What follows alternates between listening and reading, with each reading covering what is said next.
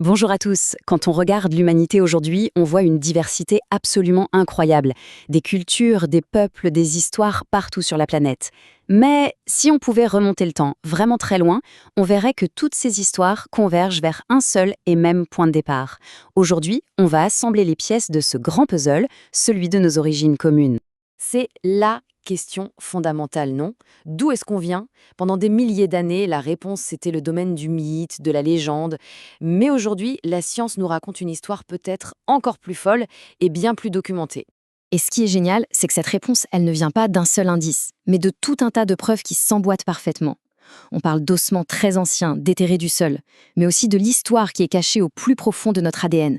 Et tout ça, eh bien, ça raconte une seule et même grande épopée, celle de l'humanité. Allez, on commence cette enquête. Au cœur de toute cette histoire, il y a une théorie, une hypothèse qui a vraiment tout changé. On l'appelle l'hypothèse Out of Africa, ou la sortie d'Afrique. Alors, qu'est-ce que ça veut dire? En fait, l'idée est aussi simple que puissante. Chaque être humain sur Terre aujourd'hui, qu'importe où il vit ou à quoi il ressemble, descend d'un seul et même groupe d'ancêtres.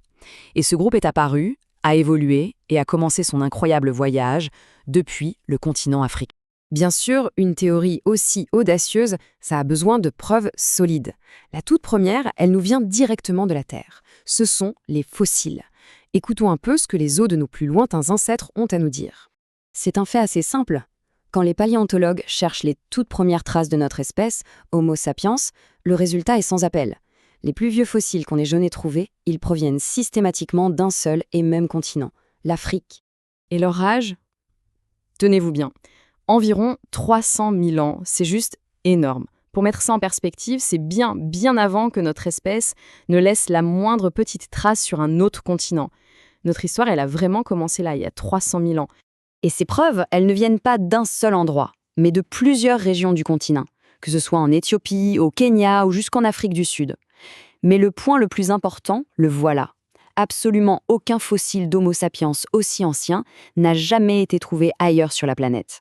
Le point de départ est donc unique. Les fossiles, c'est une pièce maîtresse du puzzle. Mais la preuve la plus intime, la plus personnelle, elle se trouve en chacun de nous. Alors passons à notre deuxième grand indice, l'histoire qui est écrite dans notre propre ADN.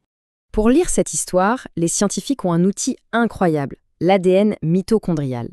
C'est une petite partie de notre code génétique qui est transmise uniquement de la mère à l'enfant, sans jamais se mélanger avec celui du père. Du coup, ça fonctionne comme une sorte de machine à remonter le temps génétique qui nous permet de suivre une lignée directe de génération en génération. Et quand on suit cette lignée maternelle, en remontant encore dans le temps, que se passe-t-il?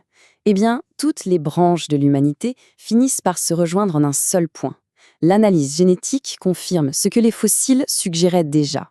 L'immense arbre généalogique de l'humanité prend bien racine en Afrique. Et il y a une autre preuve génétique qui est juste fascinante. Imaginez la population originelle africaine comme un grand bol rempli de billes de toutes les couleurs possibles. C'est ça, la diversité génétique. Chaque petit groupe qui est parti d'Afrique pour explorer le monde n'a pu emporter qu'une petite poignée de ces billes. C'est pour ça que la plus grande diversité génétique se trouve toujours en Afrique aujourd'hui et qu'elle diminue petit à petit à mesure qu'on s'en éloigne. C'est une signature génétique parfaite de cette migration. Ok, on a les preuves fossiles, on a les preuves génétiques. Alors maintenant, reconstituons le voyage. Comment un petit groupe d'humains a-t-il bien pu, en partant d'un coin d'Afrique, finir par peupler la planète entière? C'est une histoire de migration absolument épique. On peut décomposer ce grand périple. Tout commence donc il y a environ 300 000 ans en Afrique. Pendant très longtemps, on reste là. Et puis, il y a environ 60 ou 70 000 ans, un groupe, ou peut-être plusieurs petites vagues, commence à sortir du continent. À partir de là, génération après génération, ils s'étendent à travers l'Asie, puis l'Europe, et finissent par atteindre les recoins les plus éloignés de la planète, comme l'Océanie et les Amériques. Bon, arrivons à la conclusion de tout ça. Qu'est-ce que ça signifie? Quand on assemble toutes les preuves, celles des fossiles et celles de la génétique, une image incroyablement simple et profonde se dessine, celle d'un berceau unique pour une seule et même humanité. La science est donc formelle sur ce point. Chaque personne vivante aujourd'hui, sur n'importe quel continent, peut retracer son histoire lointaine jusqu'à cette origine africaine commune.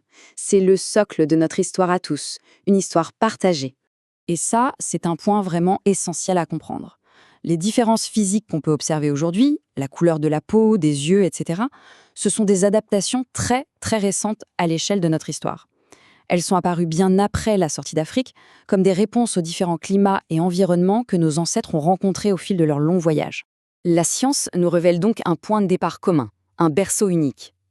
Savoir que notre histoire, à tous, a commencé exactement au même endroit, ça soulève une question assez vertigineuse pour notre avenir. Comment est-ce qu'on va choisir d'écrire la suite, tous ensemble ?